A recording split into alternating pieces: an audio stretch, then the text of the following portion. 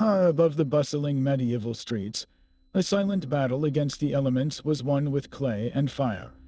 How did ancient tilers craft roofs so resilient they protected castles and cathedrals for hundreds of years?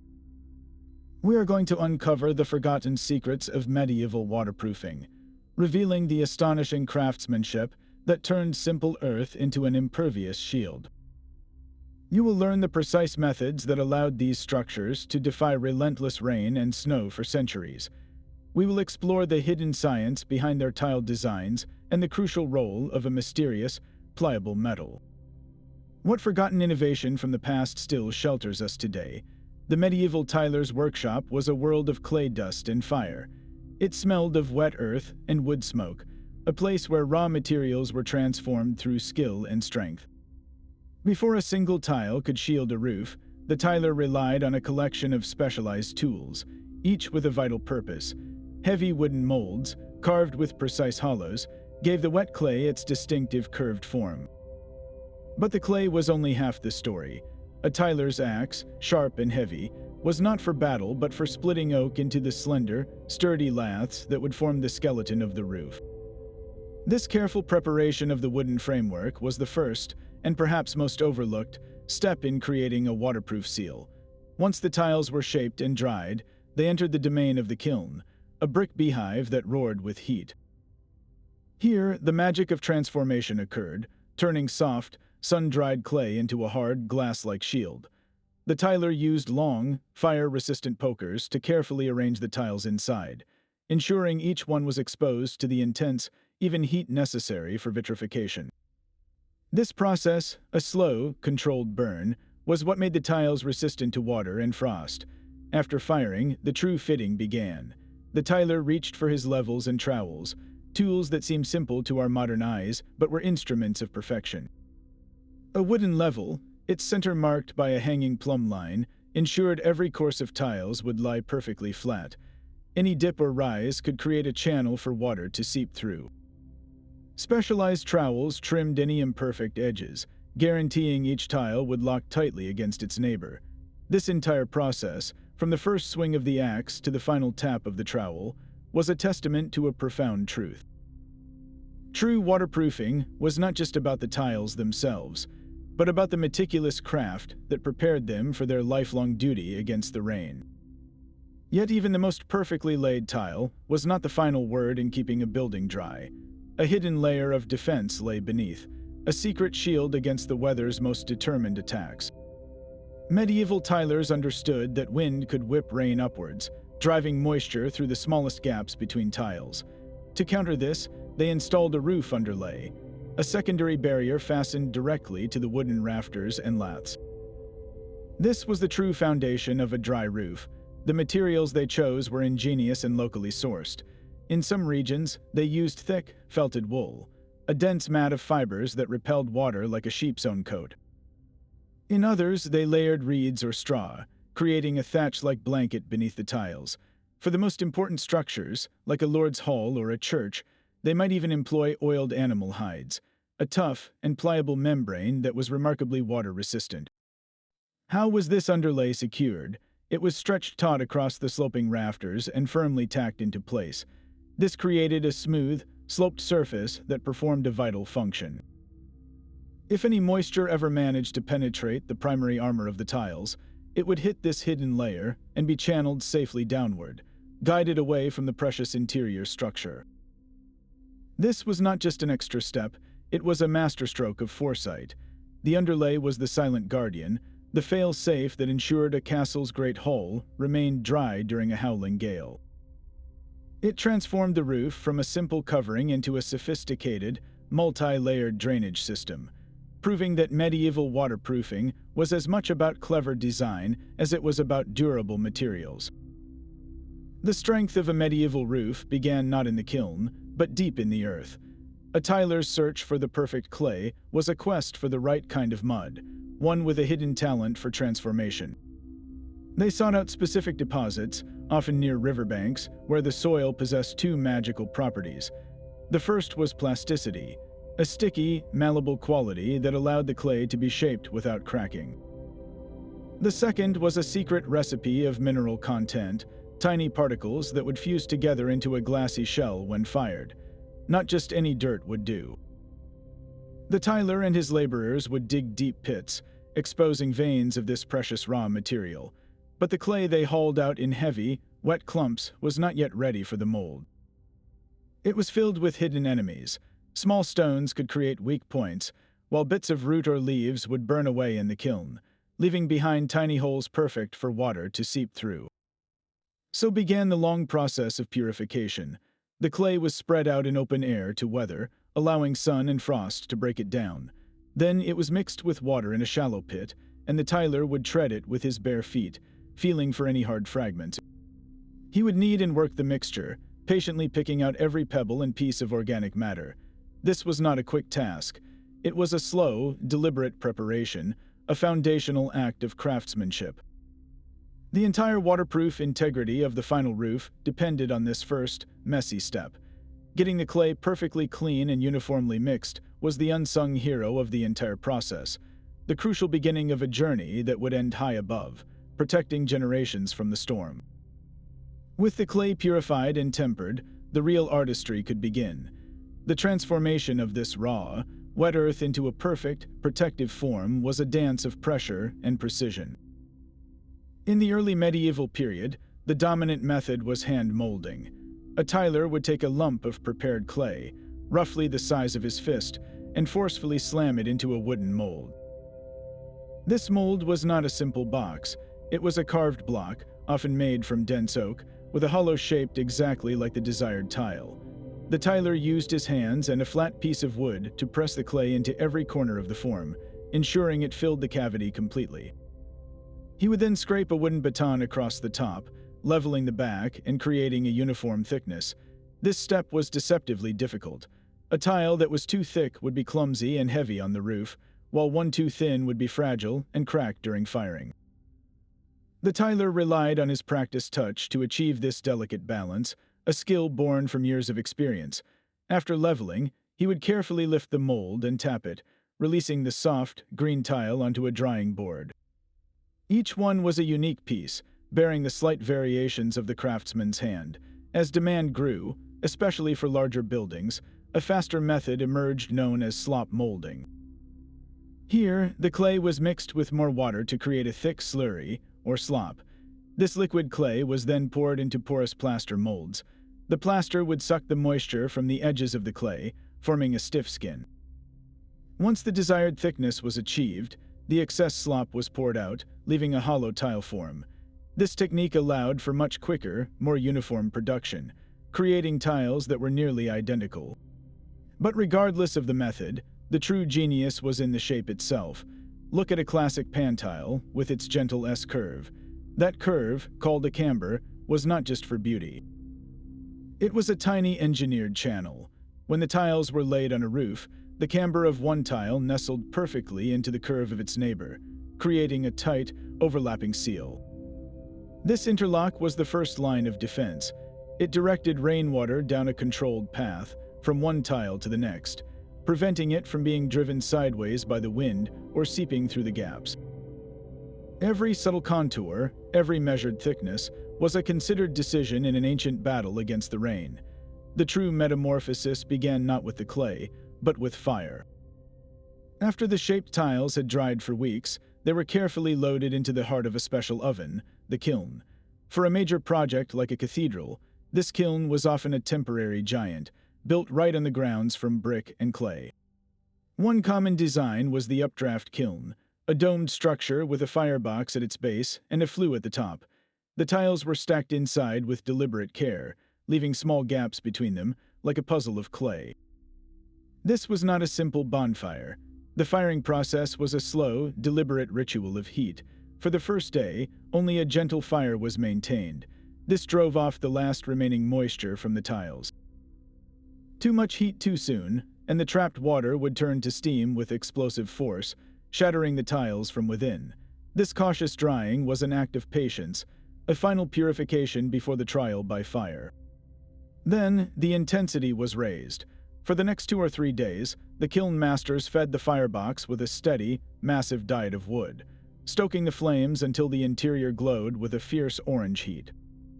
They were watching for a specific color, a visual cue that the temperature had reached the crucial point, often around 1,800 degrees Fahrenheit. At this peak temperature, the magic of vitrification occurred. The individual particles of clay began to fuse together, melting just enough to form a glassy bond. This transformation changed the very nature of the material. The soft, porous clay became a hard, dense ceramic. A properly vitrified tile would ring with a clear, bell-like tone when tapped. Its new glass-infused body was naturally hydrophobic, actively repelling water instead of absorbing it. This was the final, fiery step that locked in the tile's strength and granted it the power to shed rain for centuries. The kiln was the tiler's crucible, where earth and fire combined to create a shield for the ages. Each distinct silhouette of a medieval tile was a direct answer to the relentless challenge of rain. The tilers of England did not settle on one universal design. Instead, they crafted specific profiles to master the water in their own regions, turning a roof into a complex network of tiny, engineered rivers. In the south of England, you would most often find the humble peg tile. These were simple, flat rectangles, almost like small, thick shingles. Their genius lay in a small, unglazed hole punched near the top. The tiler would thread a wooden peg through this hole, fastening the tile securely to the oak laths beneath. When laid on the roof, each tile overlapped the one below it by more than half its length. This created a double, sometimes even triple, layer of clay armor. The water would cascade down this stepped surface, with each tile protecting the vulnerable head of the tile beneath it. It was a straightforward, robust system, perfected for the gentler, steady rains of the south. Travel north, however, and the landscape of the rooftops changed dramatically. Here, the iconic pan tile reigned supreme. This tile was not flat. It was formed into a graceful, rolling S-curve. At first glance, it looks purely decorative, but every curve served a vital purpose. When laid in rows, the convex curve of one tile would nestle snugly into the concave curve of its neighbor, running along the roof slope. This interlocking seam was far more than just a tight fit. It created a raised, horizontal channel. As rain poured down the roof, these channels acted like miniature gutters, capturing the water and funneling it decisively downward. This design was exceptionally effective at handling the driving wind and heavy downpours common in the north, as the deep roll of the tile made it very difficult for wind-blown rain to be forced back up and underneath. For the most complex and sloped roofs, like those on towers or elaborate chapels, tilers employed an even more intricate solution, the fish-scale tile. These small, rounded tiles were designed to overlap not only from top to bottom, but also from side to side, in every course. Imagine the scales on a fish, each one layered over its neighbors in a beautiful, waterproof mosaic. This system created countless, interlocking channels. Water hitting this surface was immediately divided and subdivided into tiny streams, each one guided safely over a labyrinth of curved edges. There was no straight path for moisture to take. Every droplet was directed on a controlled, meandering journey off the roof. This was hydrological engineering on a miniature scale, proving that the most enduring protection often came from the most cleverly coordinated designs. The precise angle of each tile was a calculated defense against the sky. Medieval tilers were not just artisans, they were practical geometers, solving a complex equation with clay and slope. Their most critical calculation was the lap, the exact amount each tile overlapped the one beneath it. This measurement was not arbitrary. It was a direct response to two powerful forces, the angle of the roof and the ferocity of the local weather. On a steeply pitched roof, like that of a grand cathedral, gravity was a powerful ally. Rainwater would sheet down the surface at high speed. Here, a smaller overlap was often sufficient. The water's own momentum carried it downward, with little chance to seep back up between the tiles. But on a shallower, more gently sloped roof, the problem was entirely different. Water moved more slowly, pooling and lingering. In a region known for wind-whipped storms, this created a serious vulnerability. A strong gust could actually force water upwards, defying gravity and seeping beneath a tile if the overlap was too small. To counter this, the tiler would specify a much greater lap. He might design the tiles to overlap by 2/3 of their length, or even more. This created a long, sealed channel. Any water driven up by the wind would have to travel a much greater vertical distance against the slope to find an entry point, a journey it could rarely complete. This fundamental principle, born on medieval scaffolds, is still the bedrock of modern roofing science. The tilers understood that geometry was their silent partner in the fight against the rain, turning a simple overlap into a dynamic barrier shaped by the very climate it was built to defy. Even the most perfectly shaped and placed tile could not stand alone against the weather. The hidden key to a truly watertight roof lay in the sticky, pale substance the tiler applied with a careful hand, the mortar that locked everything into a single, resilient shield. This was not the hard, brittle cement we might think of today. Medieval mortar was a carefully crafted blend, designed to be both strong and forgiving. Its primary ingredient was lime, produced by burning limestone in a kiln until it became a fine, white powder. This quicklime was then mixed with water in a pit, a process called slaking, which created a smooth, putty-like base. To this base, the tiler added clean, sharp sand. The ratio was crucial, about 1 part lime putty to 2 or 3 parts sand. The sand particles provided structure and prevented the mortar from shrinking and cracking as it dried. But the true secret ingredient, especially for the pointing mortar used on roof tiles, was something more organic: animal hair. These short, tough fibers, often from cattle or goats, were mixed thoroughly into the wet mortar. They acted like microscopic reinforcement, binding the mixture together and giving it a flexible strength that pure lime and sand could never achieve. This fibrous network prevented the mortar from becoming brittle, allowing it to absorb the subtle shifts and movements of a wooden roof structure as it expanded with summer heat and contracted in winter cold. The final act of sealing was the pointing process. Using a small trowel or even his fingers, the tiler would press this hair-reinforced mortar deep into the joints, the vertical gaps where the sides of the tiles met. He would shape it into a smooth, slightly concave finish that shed water cleanly. This was not just about filling a hole. It was about creating a flexible, durable gasket. A rigid seal would have cracked within a year, creating new avenues for water.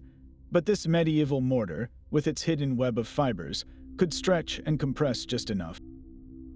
It moved with the roof, maintaining its watertight embrace for decades. The humble mortar joint was the final, intelligent lock on a system designed not to fight nature, but to work in harmony with it. But the rigid geometry of a tiled roof was full of complex intersections and sharp angles, places where water could launch its most determined attacks. Where two sloping roofs met in a valley, or where a chimney stack punched through the clay armor, the medieval craftsmen deployed their secret weapon, a soft, heavy, and incredibly pliable metal. Lead was the ultimate problem solver. Workers known as plumbers, from the Latin word plumbum for lead, were the specialists who handled this vital material. They would first cast the raw lead into large, thin sheets. Then, using nothing more than wooden mallets and stakes, they would artfully shape these sheets to fit the most challenging contours of the roof. The valley, that internal angle where two roof slopes meet, was a critical point of concentration for rainwater. A simple gap between tiles here would be a disaster. So the plumber would craft a long, tapered channel of lead, wide at the bottom and narrowing as it ascended the roof. This custom-shaped valley lining was tucked up beneath the tiles on both sides, creating a seamless gutter that caught all the converging water and funneled it safely away. No matter how heavy the downpour, the water never touched the vulnerable wooden structure beneath. Chimneys presented an even more complex puzzle. A square stone stack rising through a pitched roof created a series of awkward, non-right angles. The plumber's solution was a work of three-dimensional artistry. He would fabricate a custom lead flange, called a soaker, that was wrapped around the base of the chimney. The lower part of this flange was skillfully integrated into the courses of tiles, while the upper part was bent up against the chimney stonework and sealed into place with mortar. This created a perfect, watertight collar that embraced the chimney, allowing the roof to move independently while keeping every joint sealed against the wind and rain. Even the roof's edges required this metal touch. Along the eaves, the lower edge of the roof, lead soakers were used to direct the final drip of water clear of the underlying wall. At the verges, the sloped edges running up a gable, lead was often used to cap and seal the last tile, preventing wind from getting underneath. This labyrinth of leadwork was the final, masterful touch. It was the flexible, durable glue that held the entire tiled system together, proving that true waterproofing was a collaboration between the Earth's clay and the Earth's metal. The most vulnerable points on any roof are not the broad, open slopes, but the sharp angles where two planes meet. Here, the simple, downward flow of water is thrown into chaos, creating concentrated torrents that demand an ingenious solution. At the internal angle, where two roof slopes descend to form a valley, rainwater from both sides converges into a powerful, fast-moving stream. A simple gap between the tiles here would be catastrophic, allowing this deluge to pour directly into the attic. The medieval response was a masterful collaboration between the tiler and the plumber. The tiler would first leave this critical channel open, carefully cutting his tiles to create a clean, tapered gap. Then, the plumber would move in with his sheets of soft, heavy lead. He would skillfully shape a custom lining, a wide gutter that narrowed as it climbed the roof. This lead valley was not simply laid in the gap, it was tucked up and securely fastened beneath the tiles on both sides. The result was a seamless, durable channel that captured every drop of converging water, guiding it safely downward as if on a miniature water slide.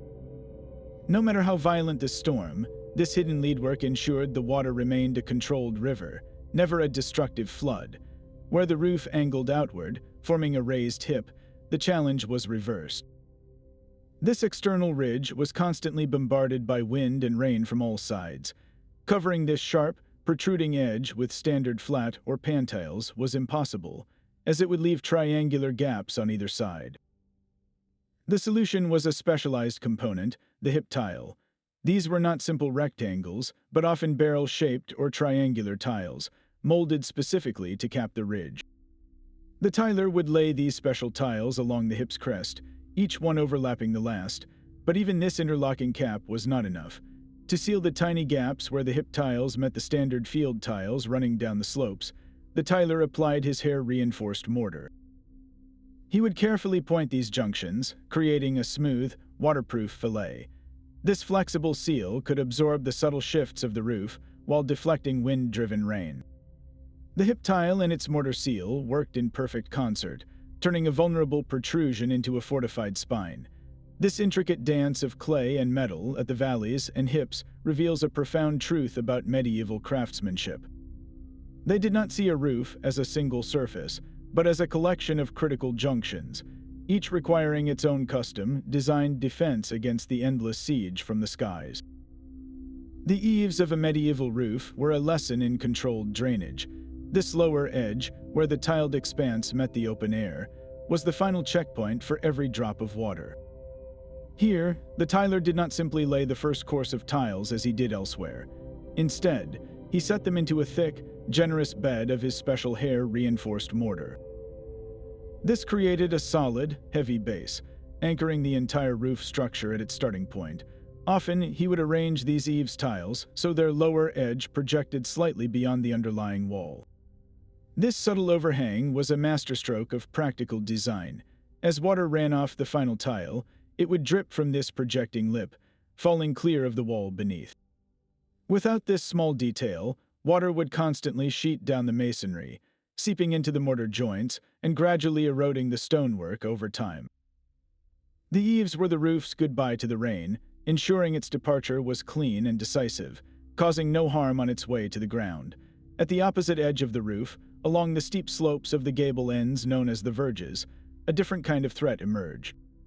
These exposed edges faced the full fury of the wind, which could drive rain upwards and underneath the tiles. To seal this perimeter, tilers employed a technique called undercloaking. They would take a course of plain clay tiles, or sometimes even slates, and lay them flat beneath the outermost row of roof tiles. This created a solid, raised platform that supported the verge tiles at a slight angle. The visible verge tiles were then laid on top, bedded in mortar that locked them to this undercloaking layer.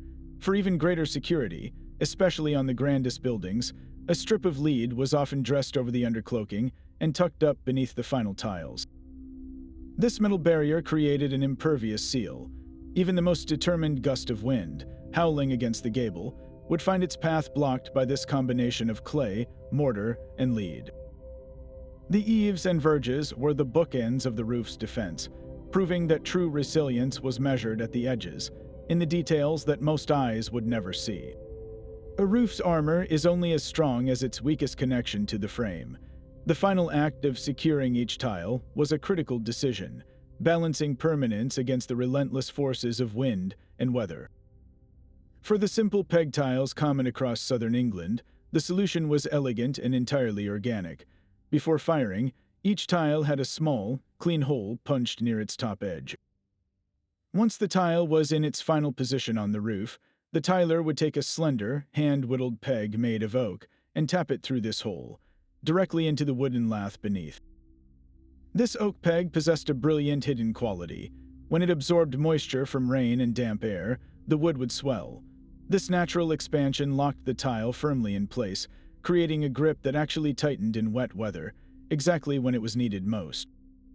It was a fixing that lived and breathed with the roof itself, but as buildings grew grander and roofs steeper, a stronger solution emerged: the iron nail. Forged by the local blacksmith, these nails offered a powerful, immediate hold. Yet they introduced a new danger: the slow, creeping threat of rust. A single iron nail, as it corroded over decades, could weep a long, ugly stain of orange oxide down the face of the tiles, marring the roof's appearance. Worse, if the nail rusted completely through, the tile would come loose, creating a breach in the waterproof defense. The most skilled tilers reserved iron nails for the most vulnerable locations: the ridges, hips, and eaves, where the wind's grip was strongest. But across the vast, sweeping fields of tiles on a steep cathedral roof, they often relied on a far more ancient and reliable force: gravity itself. The weight of the clay, combined with the interlocking camber of pantiles or the tight overlap of fish-scale tiles, created a system that was massively heavy and self-supporting. On a sharply pitched roof, each tile was essentially leaning on the one below it, with the whole assembly held in a stable, gravitational embrace. A strong wind might howl against the surface, but it was pushing against the collective weight of thousands of tiles, all sloped and locked together. This intelligent reliance on physics meant that on many medieval roofs, the tiles were not so much nailed down as they were carefully balanced in a state of perfect, permanent rest. From the English Channel to the Alps, the battle against the rain was fought with 1,000 different shields. The medieval roofer was no mere follower of a single plan. He was an innovator whose materials and methods were dictated by the very landscape beneath his feet. Nowhere is this local genius more apparent than in the rolling hills of the Cotswolds. Here, the earth itself offered a different kind of armor, not clay, but stone. Quarries produced massive slabs of limestone, which skilled slaters would split with hammer and chisel into thin, heavy tiles. These stone slates were incredibly dense and durable, their weight alone making them resistant to the fiercest winds. A roof in this region was a monumental undertaking, a layered mass of stone that could last for centuries, its gray and silver hues blending seamlessly with the local bedrock. It was a waterproofing strategy born directly from the geology of the place, a perfect marriage of need and resource. Travel east, to the flat, windswept fens of East Anglia, and the rooftops tell a story not of the land, but of the sea. Here, the dominant tile was not a heavy slate, but the distinctive bright red pantile. This was not a purely local invention. Its arrival was a direct result of bustling trade across the North Sea with the Low Countries, regions like Holland and Flanders. Ships carrying wool and cloth would return from the continent, using pantiles as ballast in their holds. Unloaded in East Anglian ports, these curved, interlocking tiles were quickly adopted by local tilers. They were perfectly suited to the environment, lighter than stone slates. They put less strain on the timber frames of houses built on soft, marshy ground. More importantly, their deep, rolling S-curves were exceptionally effective at shedding the driving rain that swept in from the sea, channeling the water downward with relentless efficiency. The climate itself dictated the design. In the mountainous regions of Europe, where heavy snowfalls were a constant winter threat, roofs became steeply pitched fortresses. The dramatic angles were not just for grandeur, they were a practical necessity. A steep slope allowed tons of snow to slide off before its weight could crush the supporting timbers. The tiles themselves were often smaller and more tightly interlocked, like the fish scale patterns, creating a surface with no weak points for melting snow to penetrate. In the sun-drenched Mediterranean, however, the enemy was not weight but heat. Roofs were flatter, and tiles were often a pale, almost white terracotta. The light color reflected the intense sun, helping to keep the buildings beneath cooler. The very composition of the clay could change from one valley to the next, each local pit imparting its own unique color and character to the tiles, from the deep reds of iron-rich soil to the softer oranges of earth with more lime. This incredible diversity reveals the true heart of medieval waterproofing. It was never one single secret, but a million small adaptations. The tilers did not fight the rain with a universal blueprint, but with a deep, intuitive understanding of their own home, crafting a unique shield for every landscape under the sun. The great monastic roofs were mountains of clay and lead, defying every storm for centuries. To cover the vast, open spaces of a cathedral nave or a monastic church, medieval builders faced a challenge of staggering scale. The first problem was the sheer quantity of materials. A single roof could demand hundreds of thousands of tiles, each one individually molded, dried, and fired. The logistics were a masterpiece of medieval project management. Temporary kilns, roaring beehives of brick and clay, were constructed right on the building site, consuming entire forests of wood to fuel their transformative fires. But the tiles were only the outer skin. Beneath them lay the true marvel of engineering, the timber frame. This was not simple carpentry, it was structural art. Master woodwrights designed colossal skeletons of oak, using massive curved beams to create the iconic hammerbeam trusses that supported roofs of immense span. These frames were assembled with complex joints, pegged together with oak dowels, creating a structure that was both rigid and capable of flexing slightly under immense loads. The weight of the entire tiled roof was transferred down through this wooden labyrinth, distributed evenly across the mighty stone walls below, yet the most complex surfaces were often the flattest. The long, lead-covered sections connecting the pitched roofs of the nave and aisles presented a unique waterproofing puzzle. These vast, low-sloped terraces were invisible from the ground, but crucial to the building's integrity. Here, the plumber's art reached its zenith. They shaped enormous sheets of lead into giant, seamless panels, carefully calculating the expansion and contraction of the metal with the sun's heat. The joints between these panels were not simply overlapped. They were dressed into raised rolls, creating watertight seams that could handle torrential rain. At the junctions where these lead flats met the soaring tiled slopes, the craftsmen performed a flawless integration, tucking a lead deep beneath the tiles to create a perfect, unbroken watershed. These monastic projects were the culmination of all the tilers' and plumbers' knowledge, a symphony of earth, wood, and metal composed on a breathtaking scale. A roof told you everything about the status of the building beneath it. Across the medieval countryside, two materials dominated the skyline, each representing a different world. On one side stood the ancient tradition of thatch, a thick, warm blanket of reeds or straw. On the other rose the newer, more permanent technology of fired clay tiles. This was not merely a choice of style, but a deep technological and social divide. Thatch was the material of the common folk. It was remarkably affordable, often harvested from local wetlands or grain fields. Its greatest virtue was its insulation. A thick layer of thatch acted like a natural thermostat, keeping a home cool in the summer and, more importantly, trapping precious warmth inside during the bitter winter.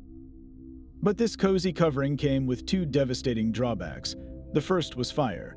A single spark from a cooking fire or a nearby forge could turn a thatched roof into an inferno in minutes, consuming an entire home and all its contents. The second was its short life. Even the best thatch would rot and decay, besieged by moss, insects, and nesting birds. A thatched roof required constant maintenance and a complete replacement every 15 to 25 years, a recurring cost and labor that defined the rhythm of a peasant's life. Tile, by contrast, was the mark of permanence and wealth. Its initial cost was far higher, demanding not just clay, but the immense and expensive labor of skilled tilers and the vast quantities of firewood needed to run the kilns. A tiled roof was also incredibly heavy, requiring a much stronger, more costly timber frame to support its weight. Yet what you paid for upfront, you gained for generations. A properly laid tile roof was virtually fireproof, a crucial defense in towns where houses stood shoulder to shoulder. It could withstand centuries of rain, snow, and sun with only minimal upkeep. This incredible durability is why tile became the signature of structures built to last forever. The church spire clad in tile pointed not just to heaven, but to the earthly power and enduring legacy of the institution it represented. The Lord's Manor House, with its sprawling tiled roofs, was a stone and clay declaration of his family's rooted, unshakable place in the world. The choice between thatch and tile was a statement written across the sky, a clear line between the temporary and the eternal. Behind every weatherproof roof stood a powerful institution, the Tilers' Guild. This was far more than a simple trade association. It was a fortress of knowledge, guarding the secrets that separated a leaky disaster from a century-spanning masterpiece. To become a master tiler was to embark on a journey that could last over a decade, beginning in childhood as an apprentice. A young boy, perhaps only 12 years old, would be formally bound to a master craftsman. His first years were not spent shaping elegant curves, but in performing the most grueling tasks. He would mix clay with his bare feet until his legs ached, haul firewood for the insatiable kiln, and endlessly clean the master's tools. This was not mere drudgery. It was a deliberate test of character and commitment. The guild believed that only by mastering the humble, foundational labor could an apprentice truly understand and respect the later mysteries of the craft. He learned through relentless observation, watching the master's hands, absorbing the rhythms of the workshop, and internalizing the unspoken rules of quality. How could a boy learn to feel the perfect consistency of clay unless he had first spent years treading it into submission? The entire system was designed to build not just skill, but an unwavering professional identity. After 7 long years, a successful apprentice would graduate to the status of journeyman. Now he could earn a wage for his labor, and he was expected to travel, or journey, to other towns and workshops. This was a crucial phase of his education, exposing him to different regional styles, new techniques for laying tiles on a steeple, or secret recipes for mortar. He would carry a signed testimonial from his master, his passport into the workshops of other guild members. Finally, after years of travel and refined experience, the journeyman could attempt his masterpiece, a practical test of his skills judged by the guild masters. Only upon their approval would he be admitted as a master tiler, granted the right to open his own workshop, train his own apprentices, and finally, share in the guarded knowledge that had been so carefully withheld from him for so long. The guild's power extended deep into the economic life of a medieval town. It held a legal monopoly, meaning that within its jurisdiction, only guild members were permitted to make or lay roof tiles. This control protected local tilers from outside competition, but it also enforced a rigid system of quality assurance. Guild wardens possessed the authority to inspect any ongoing roofing work. If they found tiles that were too thin, poorly fired, or laid with an insufficient lap, they could impose heavy fines or even confiscate the entire batch of substandard materials. This was not petty bureaucracy. It was a defense of the guild's collective reputation. A single leaky roof could tarnish the standing of every master in the town. The guild regulations were astonishingly specific. They dictated the standard sizes for tiles, the minimum required overlap for different roof pitches, and the exact composition of approved mortar mixes. These rules were not written down in easy-to-read manuals. They were oral traditions, passed from master to apprentice in the dusty atmosphere of the workshop. The most valuable secrets were the ones never spoken outside the guild hall: the precise mineral mix that produced the hardest clay, the visual cues for the perfect firing temperature, the secret method for laying tiles on a complex conical tower without a single leak. This closely guarded knowledge was their most precious asset, a kind of intellectual property that guaranteed their livelihood and their status. By controlling the flow of this information, the Tylers Guilds accomplished something remarkable. They transformed a practical trade into a sacred trust, ensuring that the hard-won wisdom of waterproofing did not fade away, but was instead honed and perfected, one generation handing a dry and sturdy legacy to the next. A master tiler knew that a single damp patch on a ceiling was a mystery waiting to be solved. His diagnosis began not in the attic, but high on the roof itself, with a careful visual inspection. He would scan the vast, sloping fields of tiles, his trained eye searching for the smallest anomalies. A single cracked tile stood out like a broken tooth, its sharp, clean fracture an obvious entry point for water. More subtle were the hairline cracks, often hidden in the shadow of an overlap, requiring him to trace the lines of the roof with patient focus. His gaze would then shift to the mortar joints, the flexible glue holding the system together. He looked for signs of failure, places where the hair-reinforced lime mortar had crumbled away, leaving a dark, inviting gap between tiles. This was often the first line of defense to fall, worn down by decades of freeze and thaw. But the leak's origin was rarely so straightforward. Water is a deceptive traveler. A single missing hip tile high on the ridge could send a stream of water sliding far down the slope, only for it to find a tiny, unseen crack and drip into the attic a dozen feet away from the actual breach. The tiler understood this trickery. He knew the watermark on the internal ceiling was often a liar, pointing to a problem far from its true source. His investigation then turned to the labyrinth of leadwork. He would run his hands along the valleys, feeling for splits in the soft metal where years of expansion and contraction had finally caused fatigue.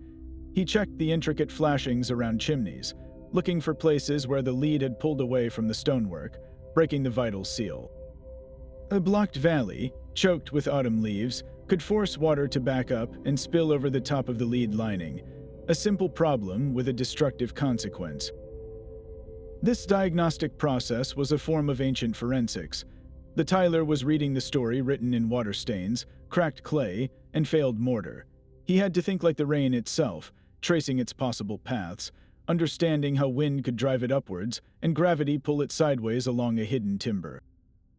Solving the mystery of a leak was the final, essential skill, proving that his craft was not just about building a perfect roof, but about listening to it, decades later, as it whispered its first signs of distress. The proof of their craft is not found in old manuscripts, but in the silent, soaring spaces it still protects today. High above the bustling modern world, medieval roofs continue their centuries-long vigil against the weather. In London, the great hammer-beam roof of Westminster Hall, commissioned by King Richard II in the late 14th century, has sheltered the heart of English law for over 600 years. Its vast expanse of timber, originally clad in lead and tile, has defied every storm London could muster.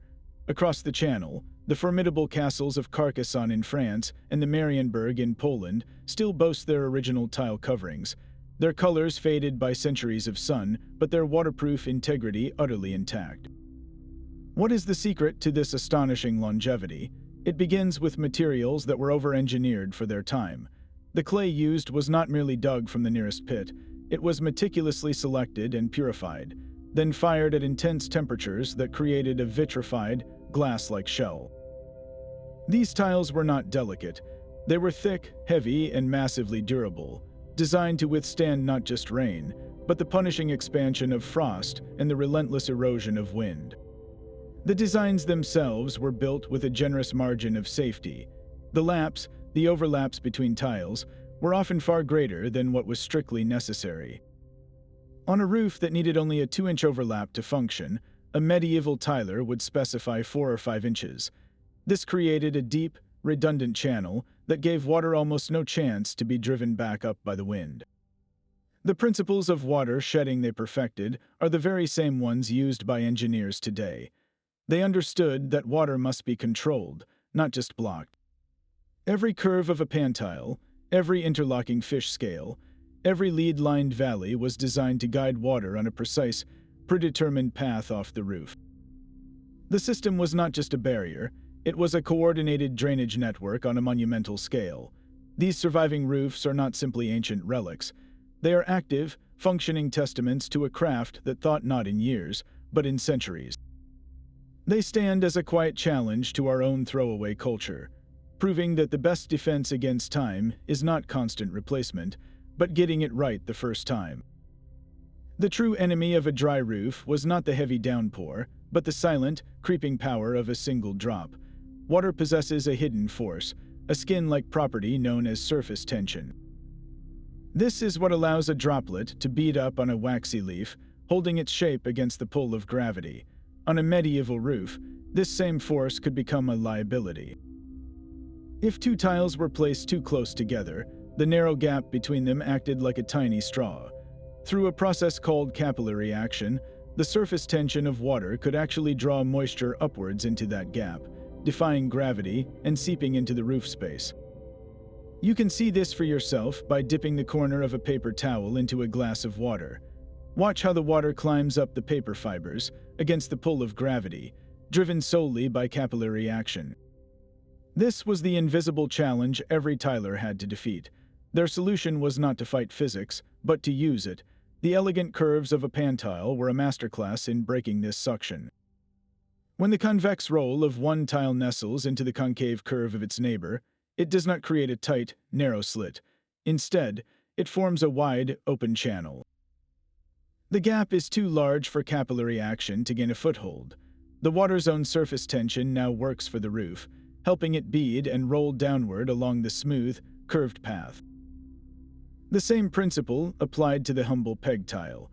The crucial overlap between tiles was calculated to be deep enough that any gap at the head of the tile was positioned far from the driving force of the rain. Even if capillary action began to draw a little moisture into that vertical joint, the journey was so long, and against the slope, that the water would evaporate or fall back long before it could penetrate the underlay. Every profile, every measurement, was a deliberate act of hydrological engineering.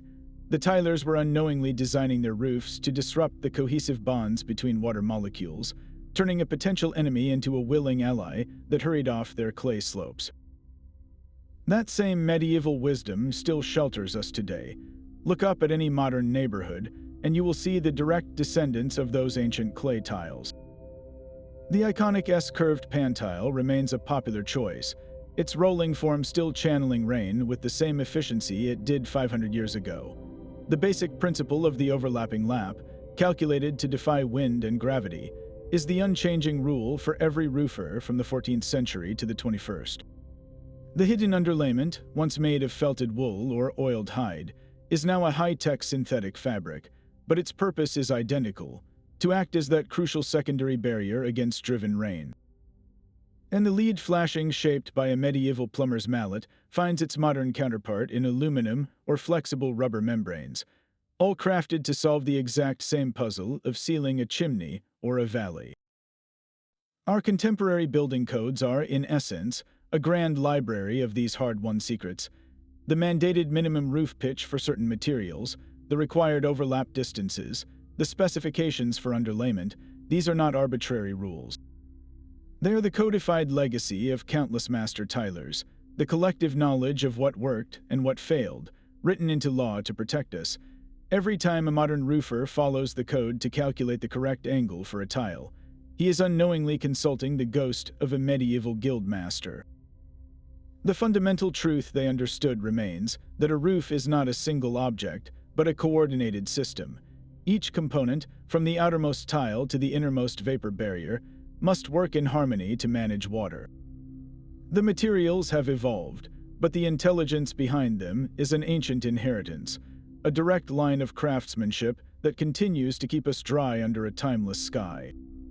We often picture medieval buildings as damp and drafty, their roofs a patchwork of quick fixes. This image of a leaky, primitive past is one of history's great misconceptions. The truth is far more impressive. A master tiler's roof was not a temporary shelter. It was engineered for permanence, and a leaking roof was a mark of professional failure, not accepted reality. The guilds enforced strict standards precisely to prevent such disasters, safeguarding their hard-won reputations with every tile they laid. Another persistent myth centers on the humble mortar joint. Many assumed that this lime-based paste was the primary waterproof seal, a kind of medieval caulk slathered over everything. In reality, mortar played a different, equally vital role. Its main job was stabilization. It locked the tiles into a unified, rigid plane, preventing them from rattling in the wind or being lifted by a severe gust. The here mixed mortar was a flexible gasket, not an impervious glue. The real genius of water shedding lay in the tile's profile itself. Remember the deep, rolling camber of the pan tile.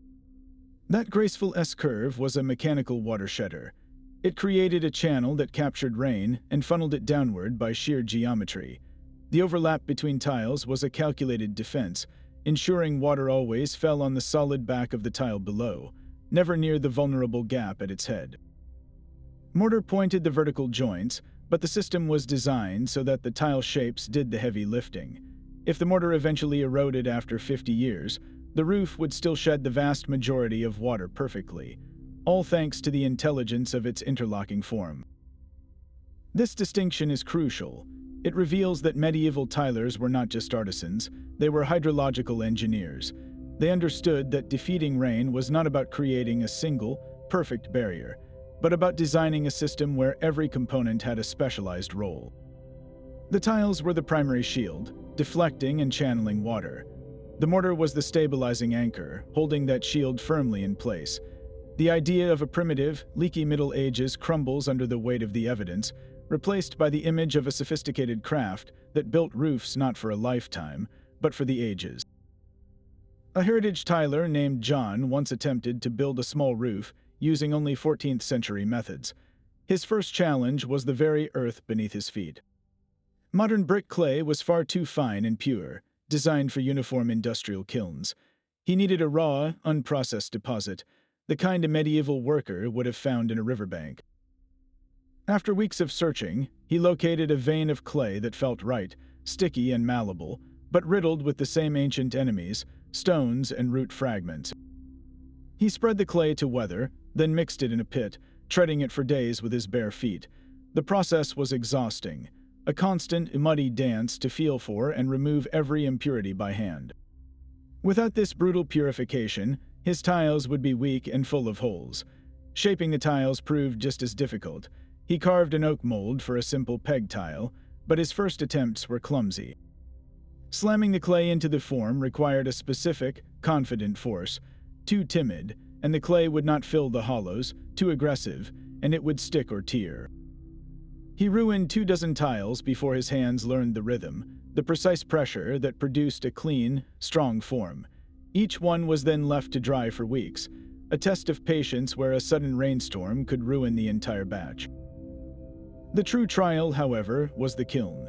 John built a small updraft kiln from brick and clay, just as a medieval craftsman would.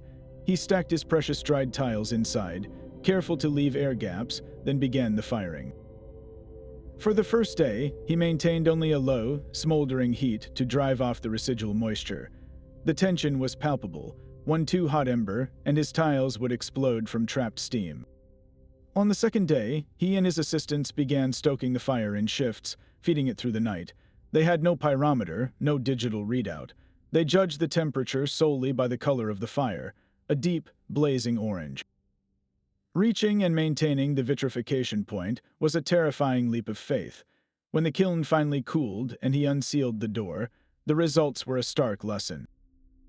Nearly a third of his tiles were failures, some cracked, others underfired and soft.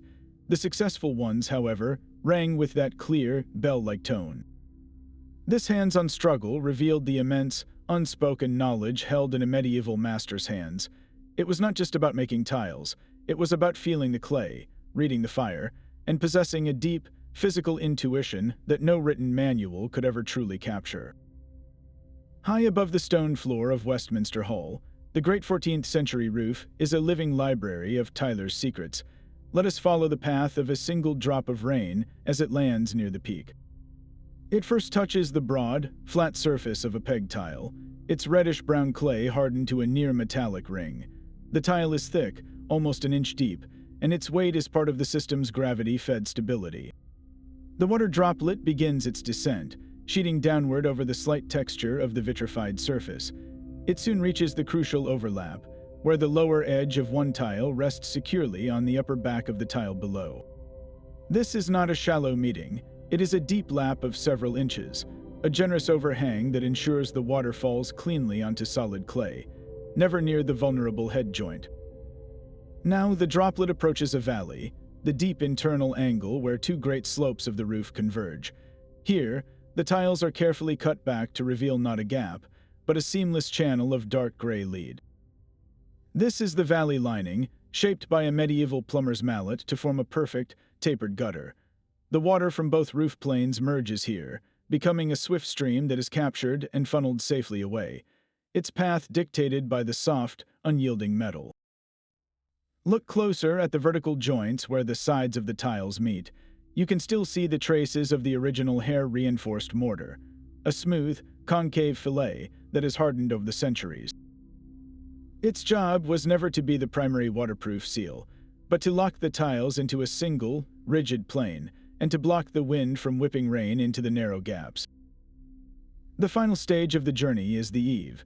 The lowest course of tiles is bedded thickly in mortar, creating a solid, heavy base.